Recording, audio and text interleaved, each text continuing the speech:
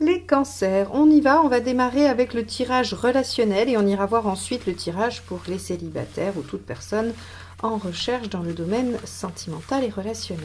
Allez, on y va.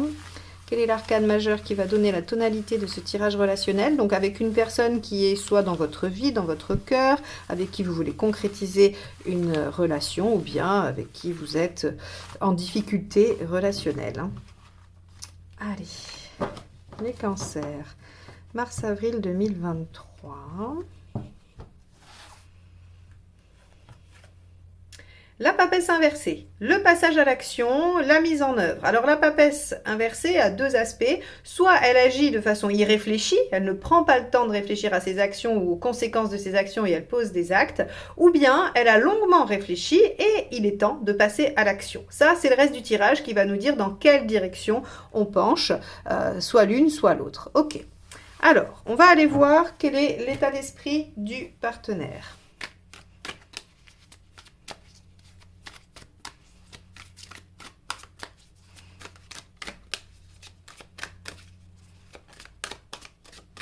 Hop, celle-ci. 10 de coupe, waouh. Le partenaire vise très haut, très fort. Le 10 de coupe, c'est l'épanouissement, c'est la sérénité, la joie, le bonheur. Alors ça peut être le bonheur reconstruit, ça peut être le bonheur qui aboutit. Quoi qu'il en soit, quand on est en 10 de coupe, on a envie de faire de sa vie un rêve. On a envie d'aller vers son idéal, en tout cas de le rendre réel et concret. Ok, bon, donc un ou une partenaire ambitieux. Allons voir, vous, dans quel état d'esprit vous êtes.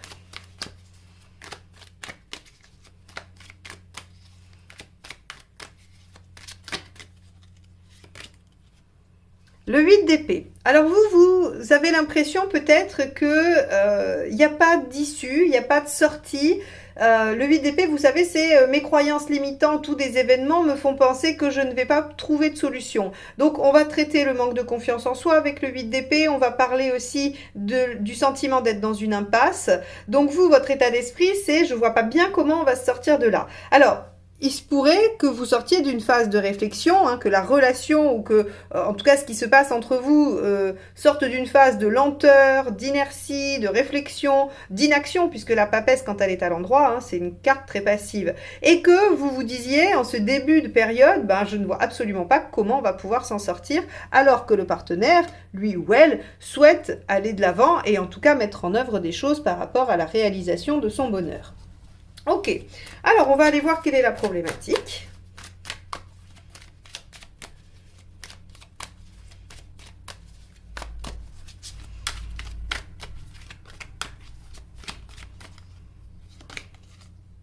Le 7 de coupe, les différentes options, les possibilités. Quand le 7 de coupe est un problème, c'est que on ne sait pas dans quelle direction aller. Ça rejoint votre 8 d'épée qui ne voit pas bien comment on peut aller de l'avant, sortir de la situation ou trouver la bonne issue. Le 7 de coupe ici nous dit il y a trop d'options possibles, il y a trop de possibilités. Bon, il y a aussi, avec le 7 de coupe, dans un tirage relationnel, le potentiel que représente la relation, le potentiel de développement que représente la relation, c'est un problème parce que soit on n'arrive pas à le développer, soit on n'arrive pas à le voir, soit, eh bien, il est pas satisfaisant. Ok, on va aller voir ce qui vous aide.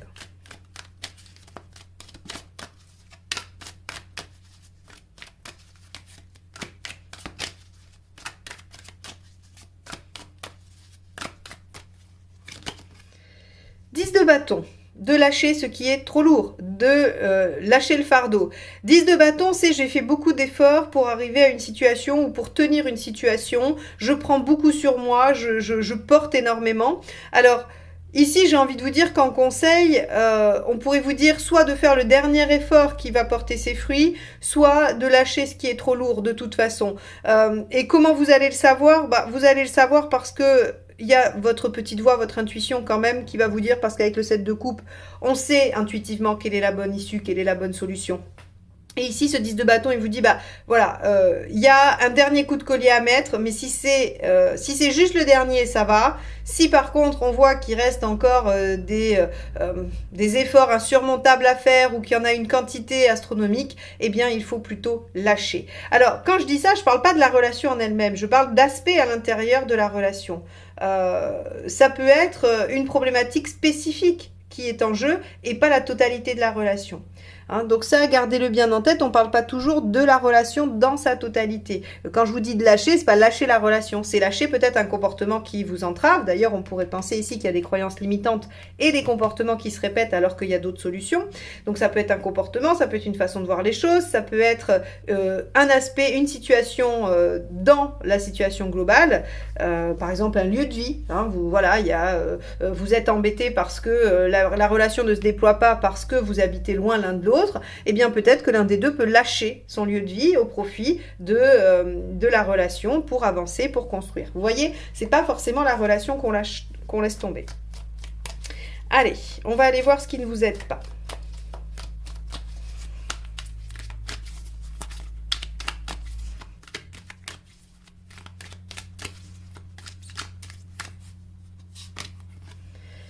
Le 6 d'épée. Ouais, ok. Alors, le 6 d'épée, ce qui vient vous dire là, c'est... Alors, toujours pareil, hein, ceux qui me suivent, vous avez l'habitude, à cet endroit-là, on va aller dans les deux extrêmes de la carte. C'est-à-dire que le 6 d'épée nous parle d'une transition. Donc, ce qui ne vous aide pas, c'est une transition trop longue, qui dure trop dans le temps, ou la précipitation. D'accord? Puisque ça va être les deux extrêmes. Ici, ce qui semble ressortir, c'est que il ne faut plus attendre. Il faut passer à l'action. D'accord? Parce qu'il y a un objectif de bien-être et qu'on semble être dans l'impasse. Donc en fait, si on se sent dans l'impasse et qu'on n'agit pas, on reste bloqué, il y a de l'inertie, il y a une transition qui est trop longue et donc on n'y arrive pas. Donc il va falloir quand même, parmi ces sets de coupe, c'est-à-dire ces différentes possibilités, ces différentes options, il va falloir en choisir une, il va falloir se dire on va attaquer le problème sous cet angle-là où on va essayer de résoudre ça, en lâchant un peu prise ou en faisant un dernier effort. Hein. Et en acceptant qu'il faut passer à l'action et qu'il ne faut pas rester sur une situation bloquée. Tout en ne pas agir à la hâte, sans réfléchir.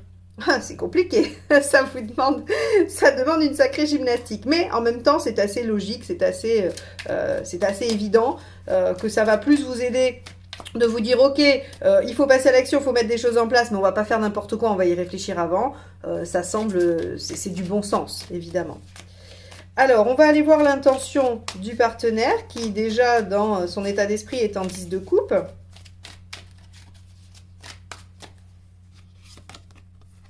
La lune, la fécondité, la construction, il y a aussi des choses au niveau inconscient. Peut-être que le ou la partenaire, en voulant aller vers sa réalisation, son bonheur, décante, j'allais dire, déjoue des choses intellectuelles, mais aussi émotionnel, inconscient, intérieur. Parce qu'avec la lune, il y a quand même un travail d'introspection. Il y a des choses qui sont mises à jour. Alors, on a aussi tout le travail de fécondité, de créativité, j'allais dire de fantasme, mais non, parce qu'il y a toujours un côté un peu péjoratif dans le fantasme qui voilà, on fantasme, on rêve, un peu, c'est utopique. Non, en fait, si vous voulez, votre partenaire, il est en train de créer mentalement ce qu'il a envie de voir advenir. Et donc, c'est plutôt de la fécondité, de la créativité. Ok, on va aller voir vous. Même si, attention, je voulais quand même dire, avec la lune, on peut avoir des fluctuations. Allons voir, vous, votre intention. Quelle est-elle?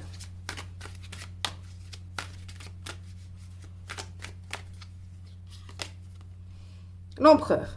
Ok, alors vous, c'est la stabilité, c'est la persévérance, voilà.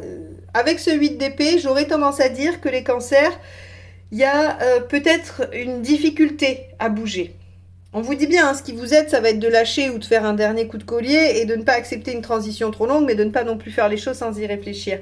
Eh bien, en fait, on a l'impression qu'il y a une certaine forme d'inertie, de refus d'obstacle, alors qu'il peut être tout à fait légitime parce que, je sais pas, la situation fait que, hein, y a pas de problème. Mais en tout cas, si les choses n'avancent pas, c'est aussi parce que c'est compliqué pour vous de dépasser certaines choses, d'aller au-delà et de bouger de cette position qui semble être peu confiante en tout cas et un peu dans l'impasse. Ok, d'accord. Vous avez envie et besoin de stabilité, mais ce besoin et cette envie de stabilité peut se transformer, se muer en j'allais dire en persévérance, en obstination. Voilà, c'était le mot que je cherchais. En obstination qui n'est pas très porteuse. On va aller voir le résultat à la fin de la période. Roi de Pentacle. C'est bien, le roi de Pentacle, c'est un certain détachement par rapport à des choses pratico-pratiques. Donc là, ici, si vous voulez, vous ne résolvez probablement pas la situation sur cette période-là. Pour autant, il y a des choses qui peuvent avancer, qui peuvent bouger. Sachez que il y a nécessairement on va dire un retour sur vous-même à faire pour savoir si vous êtes effectivement dans ce manque de confiance et dans cette obstination, ou si vous êtes plutôt dans ce 10 de bâton, prêt à faire un dernier effort ou à lâcher ce qui doit être lâché, et une mise en action. Auquel cas, eh bien, très bien, vous serez en train de lâcher des choses et d'avancer petit à petit. Quel est le conseil? Quels sont les 3 conseils de fin? Allez, on va voir. L'ermite. Eh oui, réfléchissez, regardez par le passé ce qui a fonctionné et ce qui n'a pas fonctionné. Ne recommencez pas des choses qui n'ont pas fonctionné. J'aime beaucoup ce principe qu'on retrouve dans la PNL, qui est toujours plus de la même chose, produit toujours plus du même résultat.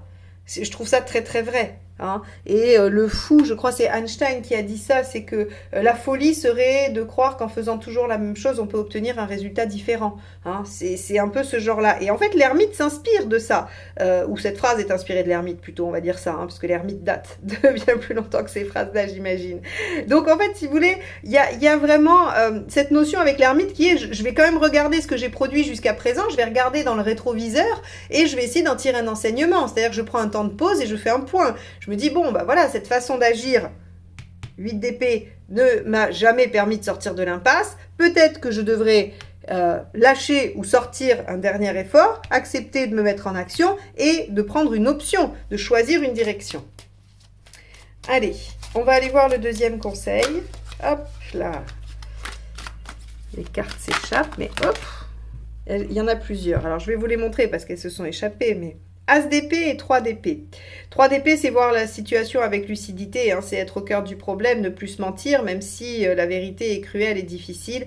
Et l'as d'épée va vous demander d'innover, de faire différemment. Mais c'est exactement ce que je vous disais là. C'est-à-dire toujours plus de la même chose, produit toujours plus du même résultat. Donc il faut regarder pour voir comment on agit jusque-là et ce qui nous a empêché d'obtenir le résultat souhaité. Donc ici, ces 2 cartes-là vous disent, ben voilà, regardez les choses telles qu'elles sont et acceptez de faire différemment.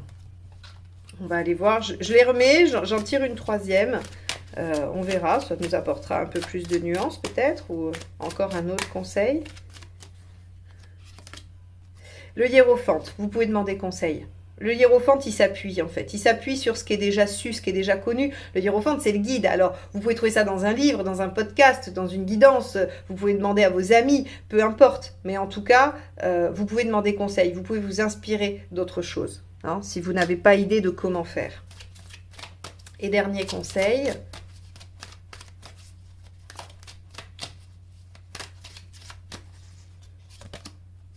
Le 5 d'épée. Ne vous laissez pas faire.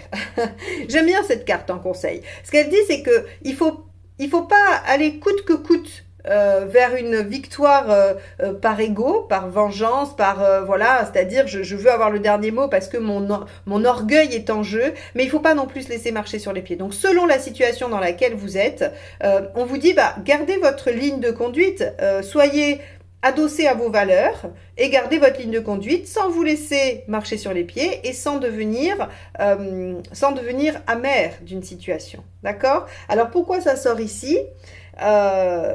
J'aurais tendance à dire que vous pourriez, parce que vous n'arrivez pas à avancer et à déployer les choses, vous pourriez, au lieu de regarder ce que vous mettez en œuvre, rejeter la faute sur quelqu'un d'autre et vouloir vous venger ou mettre cette personne en difficulté. Alors quand je dis vous venger, attention, je vous soupçonne pas d'être des personnes maléfiques, hein, c'est pas le problème méchante ou quoi que ce soit. Mais parfois, quand on est piqué dans l'ego, et je pense que tout le monde a dû passer par là un jour, bah on a des envies de réaction un peu vives. Et donc je suppose que si cette carte-là, elle sort, c'est pour vous encourager à tenir vos positions sans pour autant aller jusque-là. Voilà. Alors, en résumé pour vous les cancers, on a une situation qui vous encourage à passer à l'action, à ne pas rester dans la stagnation, sachant que ici on a beaucoup parlé de vous parce que j'ai l'impression qu'on a un partenaire qui vise en fait sa réalisation, son bonheur, alors en lien avec vous ou non d'ailleurs. Hein, pour certains, vous pourrez vous sentir mis de côté par rapport à ce que le partenaire peut développer. Entre ce 10 de coupe et cette lune, on peut avoir quelqu'un qui est centré sur sa propre réussite, son propre bonheur, et vous pouvez avoir l'impression d'être un peu laissé à côté. C'est pour ça qu'on vous dit, de toute façon, faut pas rester dans cette situation-là, faut pas rester dans cette stagnation-là. Il faut soit mettre un dernier effort pour que les choses se stabilisent, se créent et puissent se développer, soit il faut accepter de lâcher, quoi qu'il en soit, ne pas rester dans cet entre-deux qui n'est pas satisfaisant pour vous. Voilà pour vous les cancers. Bon, on va passer au tirage de vie émotionnelle. En attendant, je vous invite à aller voir sur mon site si vous voulez apprendre à faire ces tirages, puisque je vous l'apprends dans les formations autonomie et puis je vous propose aussi plein d'autres choses. Allez, les cancers, donc célibataires ou tout ce qui est en rapport avec le travail de vie émotionnelle. Sur la période mars-avril 2023, qu'est-ce que ça nous dit ?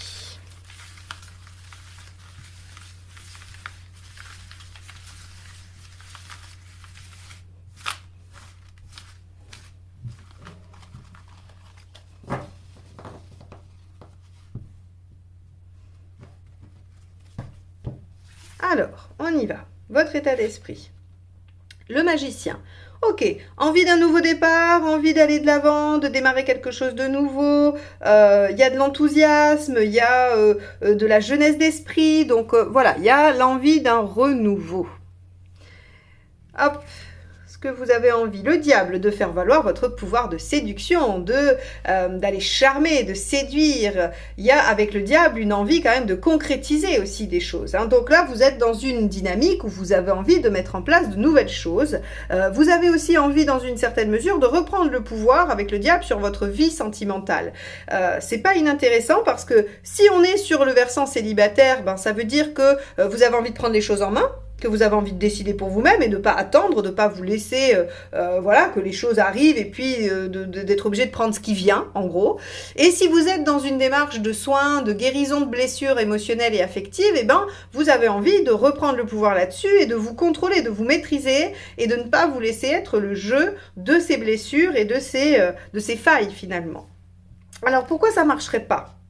Le monde inversé, parce que vous n'êtes pas assez ambitieux les cancers, eh bien alors, le monde inversé nous dit que finalement, vous restez peut-être un peu trop centré sur quelque chose de petit. Le monde inversé, vous savez, c'est la restriction, c'est le fait de circonscrire des choses à un petit niveau. Peut-être que, effectivement, cette envie de nouveau départ et de prise de pouvoir, vous ne l'exploitez pas dans sa totalité. Vous vous dites, oui, ok, j'ai envie de tout ça, mais je sais pas trop bien comment faire, ou je le fais qu'à demi-mot, qu'à moitié, c'est-à-dire que je veux rencontrer, mais je mets pas en place ce qu'il faut, ou je veux guérir, mais je fais pas ce qu'il faut. Vous voyez, il y a, avec le monde inversé, on vous dit, mais ça prend pas assez d'ampleur, tout ça, vous ne le déployez pas suffisamment. Ok ? Qu'est-ce qu'il faut faire pour que ça fonctionne mieux ? La tour, allez-y, prendre des risques.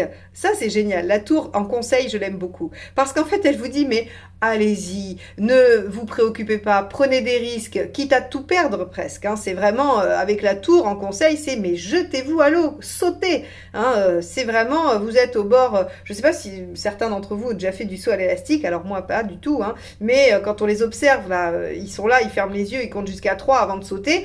C'est un peu ça. C'est-à-dire qu'à un moment donné, si vous voulez, c'est on-off, c'est je saute ou je saute pas. Mais il n'y a pas d'entre-deux, on peut pas y aller à moitié, on peut pas descendre doucement, on peut pas...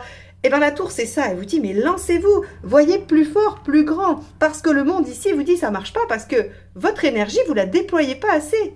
Ok, vous êtes en magicien et en diable, c'est-à-dire que vous avez l'énergie de démarrer, vous avez l'envie de reprendre le pouvoir, de mettre en œuvre des choses, eh bien faites-le, mais faites-le complètement, lancez-vous, comme un acteur joue son rôle à fond.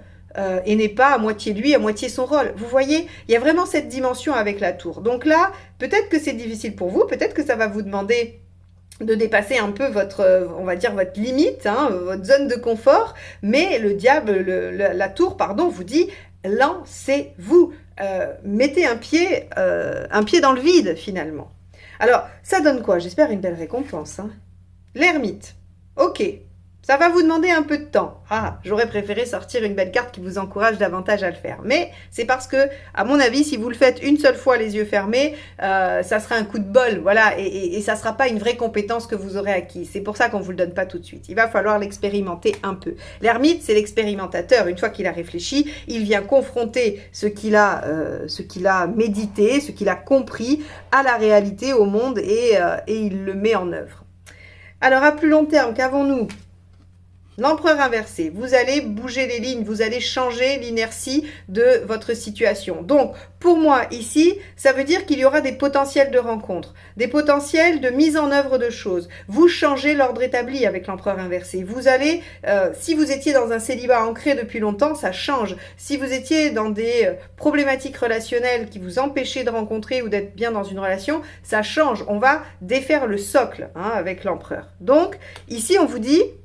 Votre énergie, votre volonté, elle est chouette, mais vous n'osez pas y aller à fond. Hein. C'est comme quelqu'un qui dit « je veux me mettre à chanter » et puis qui a un tout petit filet de voix, qui n'ose pas déployer toute sa puissance. Et bien là, on vous dit c'est la même chose. Vous avez une belle énergie, une belle envie, il n'y a aucun souci, maintenez-la, elle est tout à fait positive et légitime. Néanmoins, allez-y à fond, déployez-la complètement. Et grâce au temps, vous allez intégrer cette façon de faire qui vous permettra de bouger les lignes et donc de faire rentrer dans votre vie ce que vous attendez.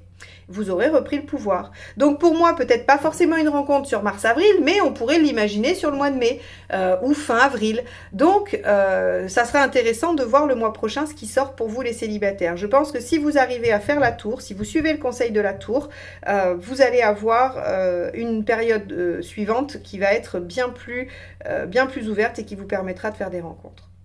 Voilà pour vous les cancers. J'espère que ces tirages vous auront apporté des clés de réflexion, en tout cas des pistes. Je vous remercie de m'avoir écouté jusque-là. N'hésitez pas à vous abonner, à liker, à commenter la vidéo. Je vous en remercie par avance et je vous dis à très vite. Bye bye.